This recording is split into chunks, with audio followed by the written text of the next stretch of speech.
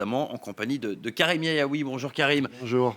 L'objet du décryptage ce matin, c'est donc les rapports entre la France et le Rwanda à l'occasion de cette visite d'Emmanuel Macron. C'est une visite à la charge très symbolique extrêmement forte. Très très forte la charge symbolique de cette visite, notamment avec la présence d'Emmanuel Macron du côté de ce mémorial qui est dédié aux victimes du génocide. Un mémorial qui a été construit à partir de 1999, qui a été inauguré 5 ans plus tard. À l'extérieur, sous des dalles imposantes, sont enterrées plus de 250 000 personnes.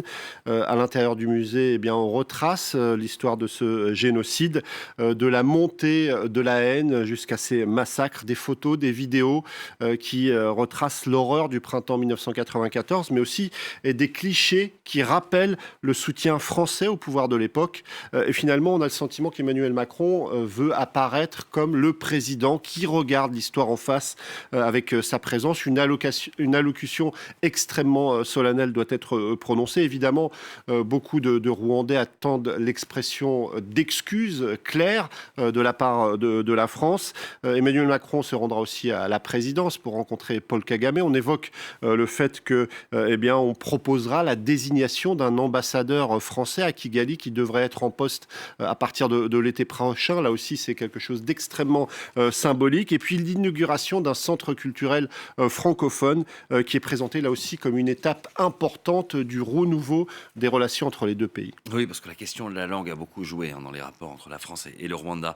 Avant d'arriver à cette journée présentée comme historique, déjà les relations entre les deux pays n'ont jamais vraiment réussi à s'apaiser durablement. Ça a été houleux, il y a eu quelques embellis qui n'ont pas duré bien longtemps. Et d'ailleurs, du côté de l'Élysée, on souligne que c'est l'ultime étape de la normalisation. On va enfin réussir à avoir des relations apaisées avec ce pays.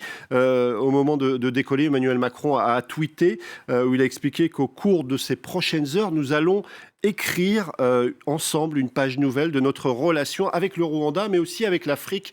Une façon de dire que ce voyage a un retentissement sur tout le continent. C'est vrai que le parcours a été semé d'embûches.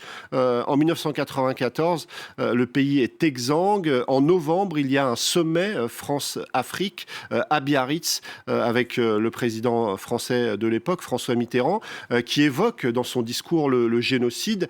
Mais dans la version papier qui est transmise aux journalistes à l'époque, on parle des génocides.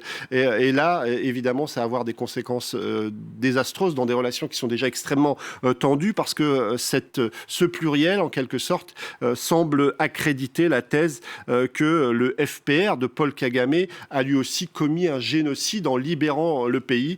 Et ça va avoir des conséquences durables pour les relations entre les deux pays. En 2006, la situation est extrêmement tendue. François Mitterrand n'est plus au pouvoir, c'est Jacques Chirac. Il va y avoir une rupture des relations diplomatiques parce que le juge Bruguière qui enquête à l'époque s'intéresse d'un petit peu trop près aux amis de Paul Kagame qu'il jugerait responsables, en tout cas qui aurait participé à l'attentat contre l'avion de Juvénal Habyarimana. Alors, en 2010, il va y avoir un semblant de réchauffement avec Nicolas Sarkozy, qui, lors d'un discours en février, reconnaît des erreurs politiques et une forme d'aveuglement de la France au Rwanda. Mais cette embellie va être de courte durée. En 2014, on commémore les 20 ans du génocide.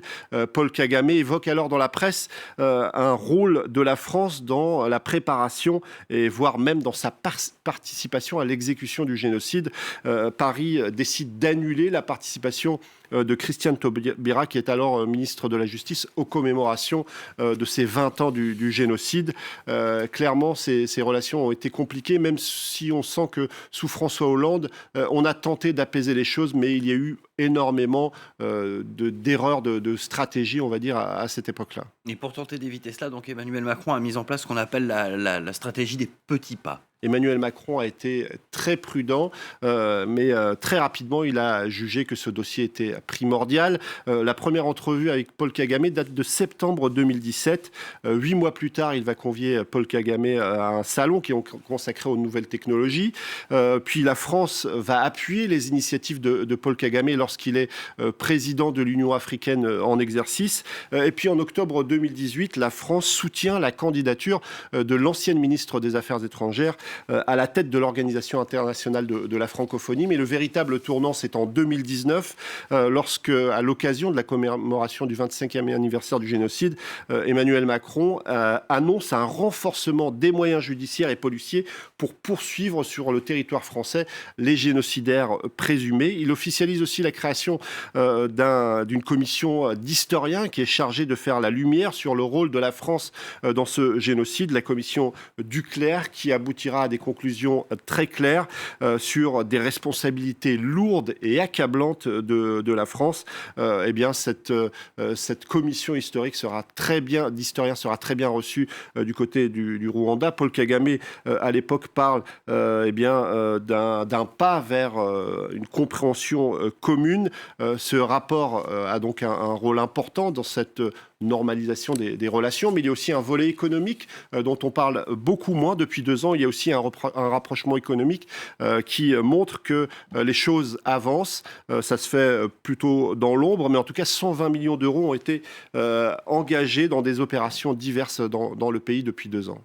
Merci beaucoup Karim pour ce décryptage. Également dans l'actualité africaine, c'est le mouvement